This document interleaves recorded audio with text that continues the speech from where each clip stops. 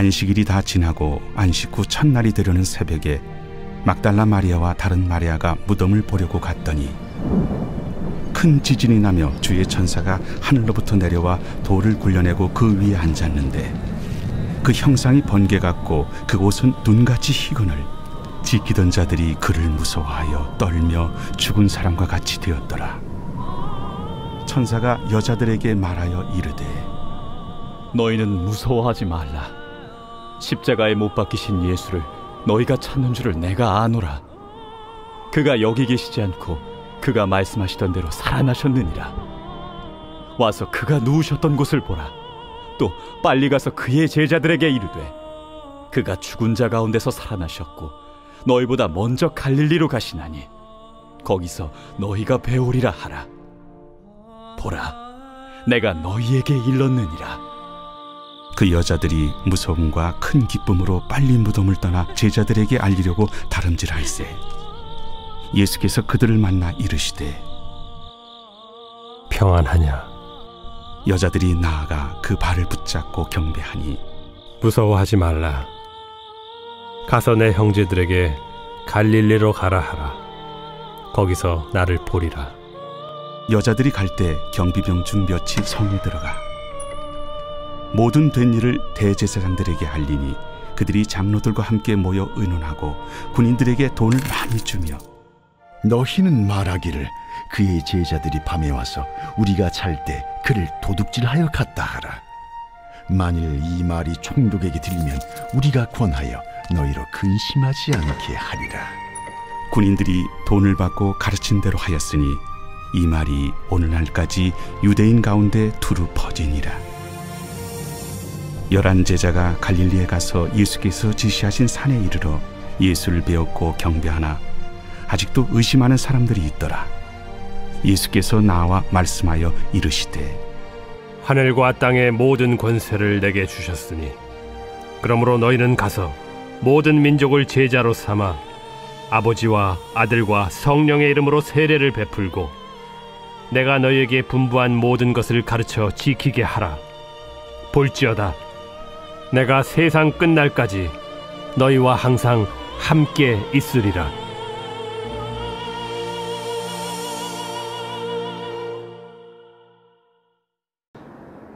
할렐루야. 하나님께서 살아계십니다.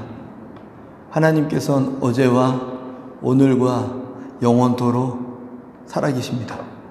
그 하나님께서 인도네시아에서 또 한국에서 또 땅끝에서 그 어느 곳에 거할지라도 우리와 함께 계신 줄 믿습니다.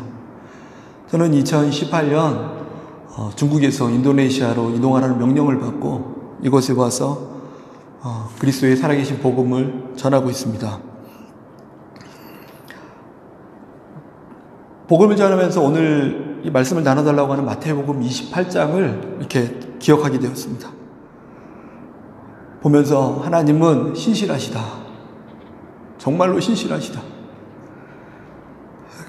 하나님께서는 하신 약속을 반드시 지키신다. 하나님께서 하신 약속, 하나님께서 하신 말씀은 내가 이해할 수 없고 내가 느낄 때는 좀 더디 이루어지는 것처럼 느껴질 수 있지만 분명하게 하나님께서는 가장 아름답고 가장 정확한 때에 역사하신다. 그것을 말씀을 통해 깨닫게 됩니다. 예수님께서 제자들과 함께 3년 반 동안 다니실 때 중간중간 가르치셨던 것이 이것이었습니다. 나는 십자가에 가서 죽을 것이다. 왜냐하면 너희들의 죄로 인해서 당하는 아픔과 고통과 슬픔과 저주와 죽음, 그 모든 것을 감당하기 위해서 이 땅에 왔는데 나는 의인을 구하러 온 게 아니라 나는 건강한 자를 구하러 온 게 아니라 죄인과 병든 자를 구하러 이 땅에 왔는데 그들을 죽음에서 생명으로 옮기기 위해서 십자가에 못 박혀 죽는 것이 필수였다. 그래서 가르치십니다. 제자들은 이해할 수 없었습니다. 그럼에도 불구하고 하나님께서 한 가지 약속을 더 하십니다. 그러나 3일 뒤에 부활할 것이다.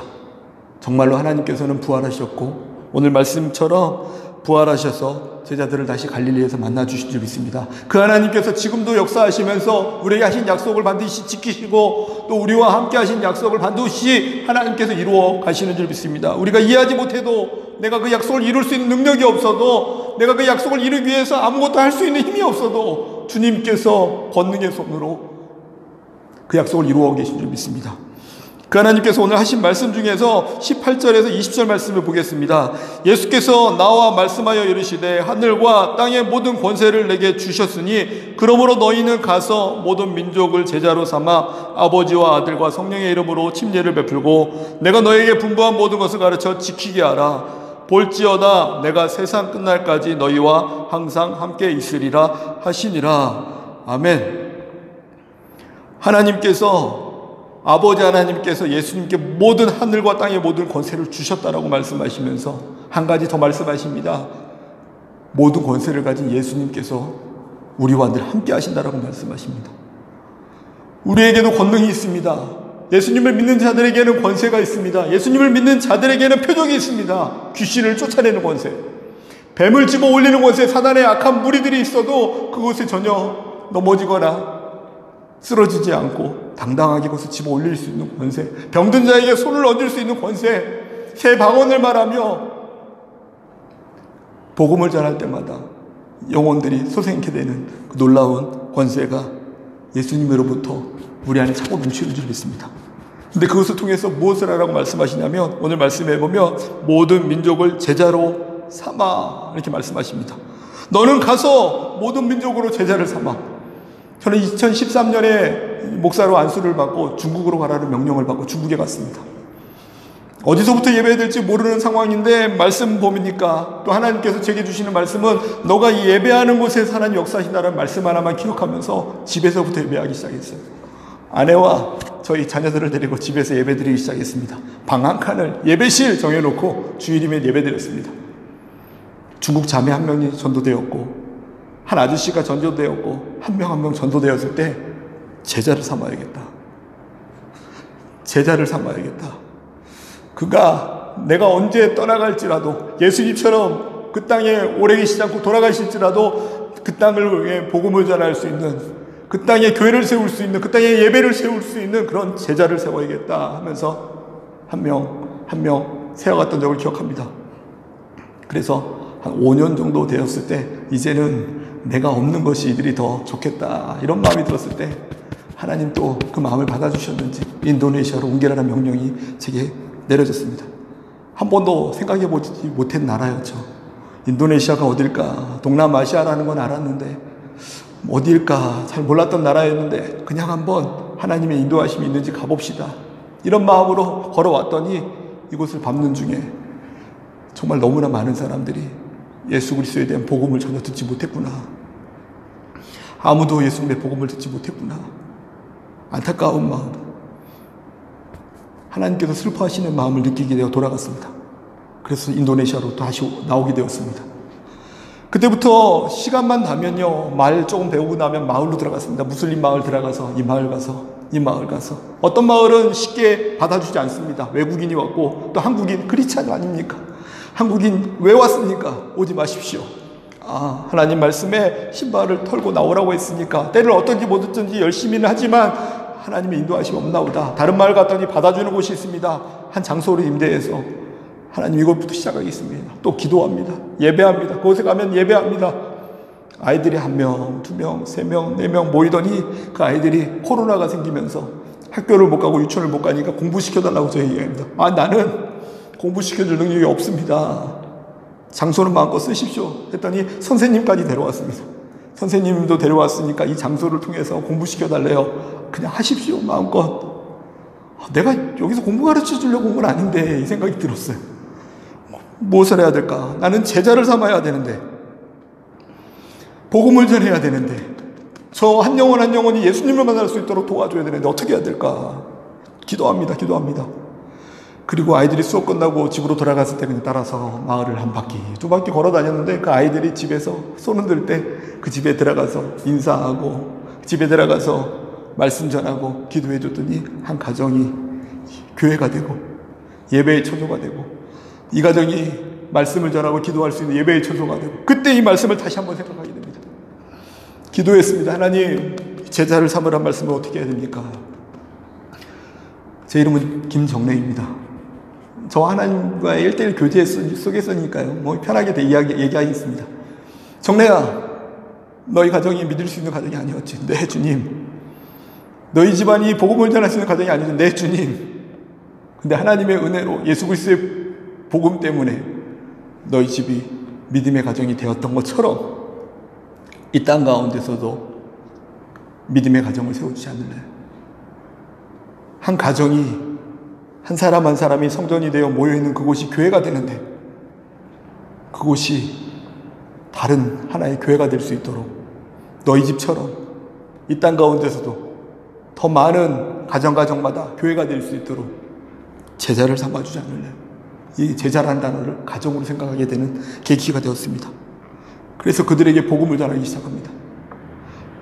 같이 함께 해주시기 바랍니다. 하나님께서 저희들에게 베풀어 주셨던 은혜, 우리 가족 믿음으로, 우리 가족 그리스도인으로 불러주셨는데, 그 제자를 또 이 땅 가운데 심을 수 있는 그런 놀라운 능력과 기적의 은혜가 있기를 예수님의 이름으로 간절히 축원드립니다. 그것이 하나님께서 당부하셨던 일입니다. 지금 한국에 대한 뉴스를 듣고 세계 곳곳의 뉴스를 듣고, 또 이것도요, 하루에 3,000명 이상의 코로나 확진자들이 있습니다. 그럼에도 불구하고 경제가 어렵다 보니까 그냥 다 자유롭게 풀어놨어요. 이제 대책이 없는 것처럼 이렇게 보입니다. 그런 상황 가운데서도 오히려 하나님 약속하신 대로 하나님께서 일하시니, 하나님께서 하신 말씀은 내가 너와 함께 할 것이다 라고 말씀하셨고, 내가 가진 모든 권세를 너를 통해 나타난다라고 약속하셨고, 너는 이 땅에 제자를 삼아달라고, 믿음의 가정들을 세워달라고 하셨던 말씀 지키면서, 들으면서 걸어가면 그곳이 평안의, 그곳이 기쁨의 그런 발걸음이, 능력의 발걸음이 될 줄 믿습니다. 저희들의 삶도 어떻습니까? 그런 어려움이 있지 않습니까? 두려움이 있지 않습니까? 고민이 있지 않습니까? 하나님 말씀 기억하면서 오늘도 어떻게 제자를 삼을까? 오늘도 그 약속을 지키시는 신실하신 하나님께서 나와 늘 함께 하신다고 하셨는데, 그 하나님께서 나와 함께 하시면서 가만히 계신 게 아니라 하늘과 땅의 모든 권세를 다 가지고 계신 하나님께서 우리를 통해서 그 권세를 나타내고 계시는데, 제자를 삼기를 바라시는 하나님의 마음이 또 이 안에 있는데, 그 말씀을 받아서 오늘도 믿음으로 살아가는 저와 여러분이 되었으면 좋겠습니다. 기도하겠습니다. 하나님 감사합니다. 하나님, 너희는 가라. 그리고 모든 민족으로 제자를 삼으라 하셨습니다. 하나님, 환경 보지 않게 도와주시고, 하나님, 그 어떠한 것보다 중요한 것이 하나님이 나와 함께 계시기 때문에 그것으로 인해 기뻐하며 즐거워하며, 십자가에 달려 죽으시면서 우리를 구하시기 때문에 그 구원의 기쁨이 우리에게 차고 넘쳐서 그 기쁨을 전하며 살아갈 수 있도록, 그 기쁨을 통해 이 땅 가운데 다른 가정에 예배를 세워갈 수 있도록 주여 은혜 내려 주시옵소서. 감사드리며 예수님의 이름으로 기도합니다. 아멘. 하나님 말씀에 뜨거워 떠는 자, 그 말씀에 생명을 거는 자, 한 사람 찾으시는 주님의 약속을 믿어 하나님 말씀에 명을 거는 자, 순종하며 주 따라가는 자, 영원한 하나님 나라 이뤄갈 주의 교회요,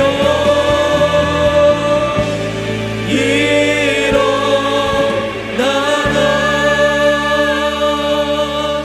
우리 한번 처음부터 함께 고백합시다.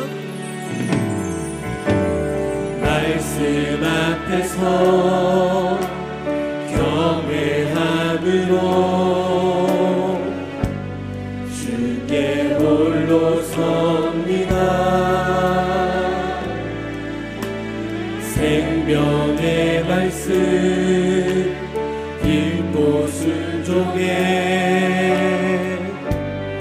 주를 예배합니다. 한 번 더 말씀 앞에서, 말씀 앞에서 경외함으로 주께 홀로 섭니다.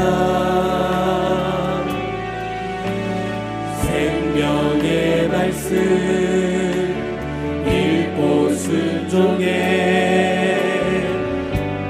주를 예배합니다. 기록된 말씀, 기록된 말씀 힘이 있어서 진리로 우리 거룩해 하며, 거룩한 말씀 세세 영원히 복음이 되어 말씀하시네. 하나님 말씀에 두려워 떠는 자, 그 말씀에 생명을 거는 자, 한 사람 찾으시는